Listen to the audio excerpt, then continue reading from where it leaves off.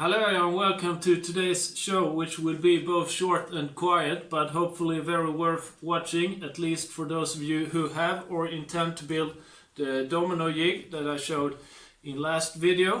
If you haven't watched that video, I strongly recommend you do that before watching this, otherwise you won't understand much of what I say today.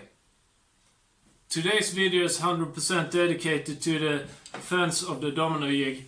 If you recall from the domino jig video, I showed you two ways how to accurately flip the fence from one side to the other. Both these methods that I showed you involve some extra parts, calipers, memory sticks, and it also involves some kind of manual work to be done. Since then I have invented a third method that I think is much better than those two. I call this the fence flipper.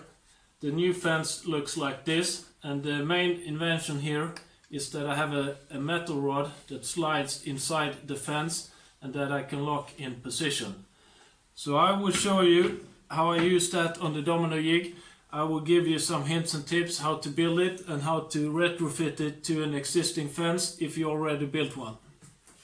I will not cut a lot of joints today. This is all about flipping the fence, but I show you the tactics. So I use the same color coding as in the domino jig video, and then I start by cutting all my red dot joints with the fence on my left hand side. Then I flip the fence to my right side, and then I cut all my blue dot joints. So I start by setting the fence on the left hand side according to my layout line, somewhere here. I make all the red dot cuts. Then it's time to flip the fence, and here comes the invention.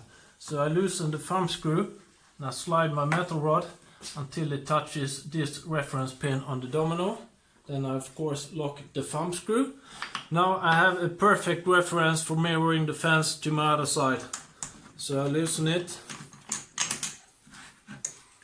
flip it to my right hand side, slide it up until the metal rod touches the reference pin on the domino. Then I lock it in position on my right hand side. And then, of course, before I start any cutting, I loosen the thumb screw and slide back my metal rod inside the fence. As you understand, this is much quicker than the other two methods that I showed you. It's very accurate and I need no additional parts. I need no caliper, I don't need to manufacture some kind of memory stick.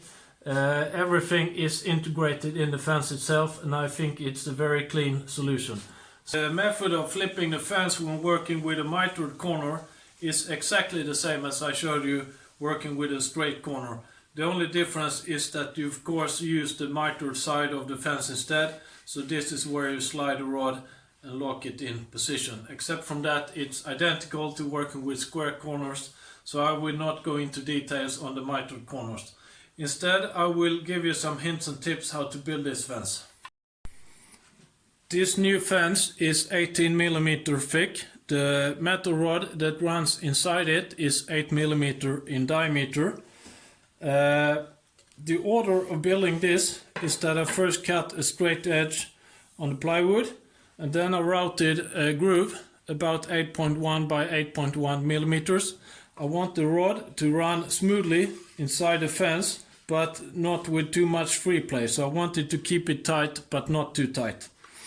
After the groove was routed, I drilled a hole from this side here, and that is for the thumb screw, and I drilled a hole for the cross dowel here, and I routed this opening that is to reach the thumb screw easily, and I made sure that this whole system worked properly before I did the next thing, and that was to glue on a piece of solid ash on this surface here. That ash was about 6 mm when I glued it on. After I glued it, I ran it a few passes on my jointer, and that was because of two reasons. One is that I wanted a really straight and nice surface here after the glue up, and the other reason is that I wanted it to be very thin between the groove and this reference surface here. If I had too thick material on this side here, the metal rod would miss the pin on the domino. So now I have about 3 mm thickness between this surface here and the groove. After this was jointed down to 3 millimeters, I used a table saw to square up this edge here and to get a 45-degree angle on this edge here. And then I routed the openings for the knobs, and that was it. If you want to retrofit this solution to your current fence, what you need to keep in mind is that this edging here adds about 3 millimeters on this side here. So if you don't do anything, you will move the whole fence 3 millimeters upwards, and that means these tracks will not fit anymore. So before you route the 8 millimeter groove here and glue on this solid edging, you need to cut away maybe 3 millimeters on this side here. Except from that, it's quite straightforward to retrofit it to an existing solution. I should point out that this thumb screw is made in brass, and that is to not scratch the metal rod when I tighten it. That's it for the fence flipper episode. What I haven't mentioned is that I have the old type of domino with these metal pins going out. But I think this fence should work also with a new type of domino after watching some pictures of how it looks. If you intend to build a domino jig, I strongly recommend that you put in the extra effort and minutes it takes to build this kind of fence. The other two methods I showed you for flipping the fence, they are accurate and good, but this is a much nicer solution. Everything is integrated and it's faster to work with.